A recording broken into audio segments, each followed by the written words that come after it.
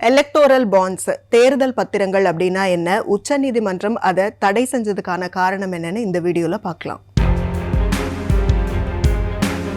First, தேர்தல் பத்திர திட்டம் 2017 வருஷம் மத்திய பிஜேபி அரசால அறிமுகம் செய்யப்பட்டுச்சு. மக்களவையோட ஒப்புதல் இல்லாமலேயே 2018 ஜான்வரியில இந்த திட்டம் அமல்படுத்தப்பட்டுச்சு. இதன்படி எந்த ஒரு தனிநபரோ அல்லது நிறுவனமோ தாங்கள் விரும்பக்கூடிய கட்சிகளுக்கு டொனேஷன் கொடுக்கலாம் தேர்தல் பத்திரங்கள் மூலமா.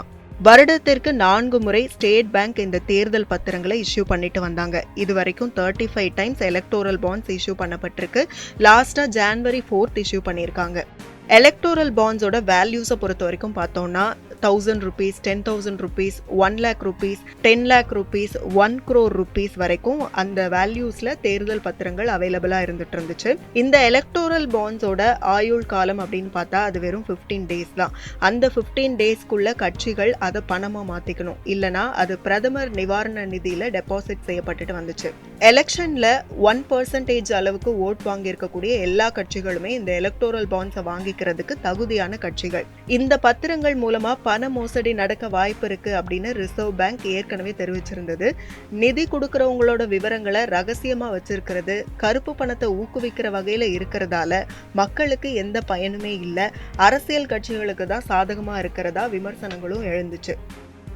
இந்த நிலையில இந்த திட்டத்தை ரத்து செய்ய கோரி மார்க்சிஸ்ட் கம்யூனிஸ்ட் கட்சியினரும் தன்னார்வ தொண்டு நிறுவனத்தினரும் உச்சநீதிமன்றத்துல மனு தாக்கல் செஞ்சாங்க.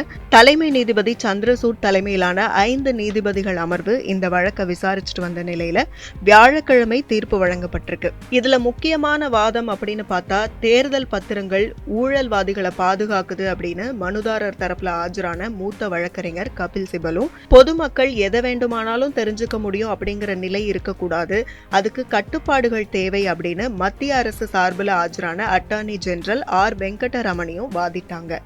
இந்த வழக்கோட தீர்ப்புல நீதிபதிகள் என்ன சொல்லியிருக்காங்க அப்படின்னா, தேர்தல் பத்திரங்கள் திட்டம் அரசியலமைப்பு சட்டத்துக்கு புறம்பானது அப்படின்னும், தேர்தல் பத்திர விவரங்களை ஏன் கொடுக்காம இருக்காங்க அப்படிங்கிறதுக்கான காரணங்கள் தெரிவிக்கப்படாததால தேர்தல் பத்திர முறைகள் ரத்து செய்யப்படுவதாகவும் தெரிவிச்சிருக்காங்க.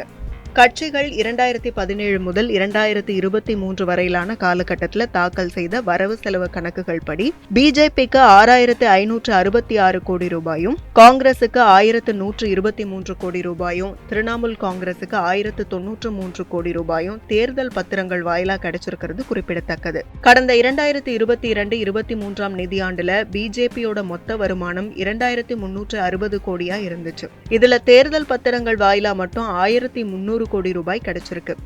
அதே வருஷத்துல காங்கிரசுக்கு தேர்தல் பத்திரங்கள் வாயிலா 171 கோடி ரூபாய் மட்டுமே தான் வந்திருக்கு. திரிணாமுல் காங்கிரஸ் கட்சிக்கு 325 கோடி ரூபாயும், பாரத் ராஷ்டிர சமிதிக்கு 529 கோடி ரூபாயும், திமுகவுக்கு 185 கோடி ரூபாயும் கிடைச்சிருக்கு.